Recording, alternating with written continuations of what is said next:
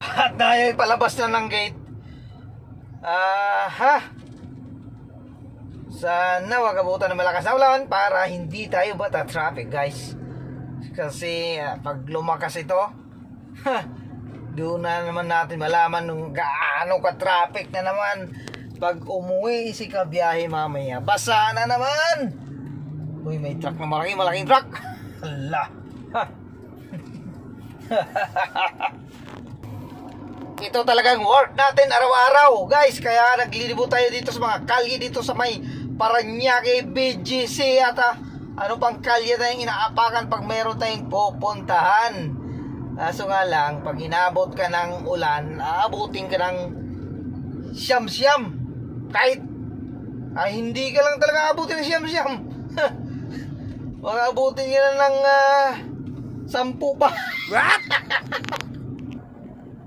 Narinig ko guys, no, sa ating talapitan dito sa radyo,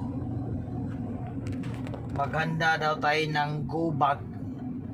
Alam nyo ba yun guys? Guys, yung go bag, pang ready yan sa kung ano mang sakuna ang darating. Ang sinasabi nilang big one. Isa lang talaga yun. Isa lang talaga yun, the big one eh. Delikado nga naman yun, the big one. Guys, kailangan talaga natin daw maghanda. 'Di ba?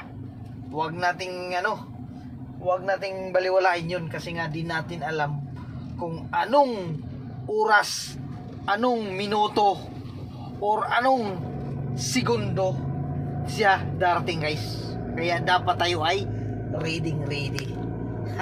Ready ka talaga guys. Kaya delikado dahil sinasabi nila. Mariosip. Talagang masurpresa na lang tayo kung tayo'y buhay pa. Pero pag tayo natabunan, hindi na surpresa yun.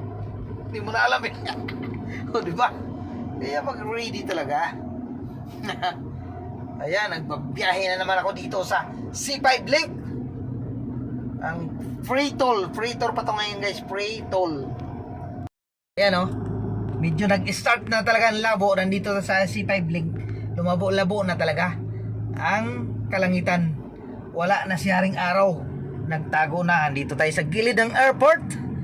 Yan o, pangarap ko yan. Pangarap ko nakasakay na naman ulit sa aeroplano. Pero wala, dito lang tayo eh. Dito lang tayo sa ating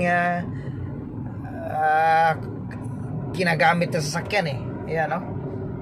Ayan, may lumipad o. O guys o, yan. Tama yan. Lipad naman yung Lukoprano. Lukoprano. Yo! Itong sa kanan, mga kabiyahe, yan yung Merville area. Merville. Yan. Yung mga mga parang tinimint dito sa Merville. Matagal-tagal na yan. Itong sa kaliwa, ito yung ABSI Group Police ng airport guys. Yan yung building nila. Yan yung police ng airport. Yan ah. Uy, ang tuli na. Tuli na. Yan guys oh. Makikita mo yan. Puro building. Ay, makipagkarira sa akin to oh. Makipagkarira sa akin to oh. Overtake ka sa akin oh. Ano ba naman? Ang kulit oh. Usang gala. Dito ka lang eh, kararahin ka talaga kita eh. Wala na guys, wala na, nauna na siya sa akin oh. Ano ba yan? Yan, makikita mo yung Taguig area guys. Yan yung Taguig area. Ito po yung Bayani, libingan ng Bayani yan guys. Yan, sa hindi nakakalam, yan, libingan ng Bayani. Dito malapit lang yan sa toll plaza ng C5 Link. O ha? Yan guys, oh, free toll. Andyan mukha ni Presidente, free toll yan. O, diba? Mabuti na lang guys, wala pang traffic ngayon.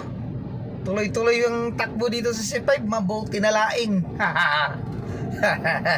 Huwag natin isipin yung mga traffic na yan. Dahil araw-araw talaga natin dinadaanan yan. Yan o guys. Ilonggo yan, si Toto. Ilonggo truck. Kasi si Toto eh. To, mabato ka gid sa akon. Yan guys, maliwanag talaga. Diretso ang biyahe natin. Diretso ang biyahe. Bilis. Wala pang traffic.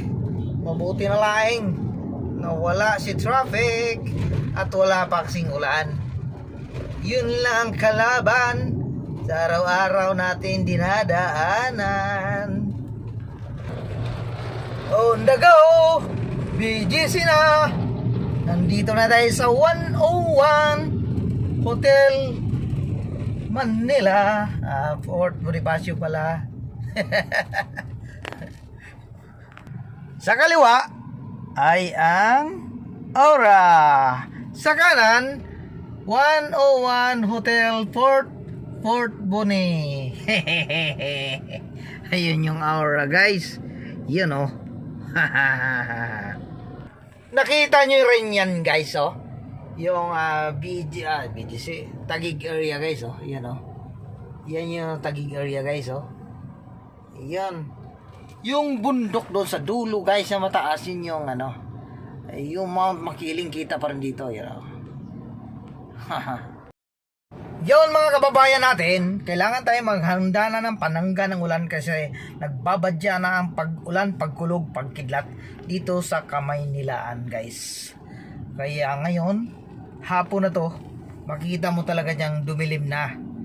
Maitim na ang kaulapan sa buong Kamaynilaan. Kaya maghanda na kayo ng kaputi, payong o anumang panangga sa ulan o kung ano man mga inyong pangsabin sa ulo, sombrero man o ano guys, importante na makubiran nyo kaunti ang inyong bunbunan.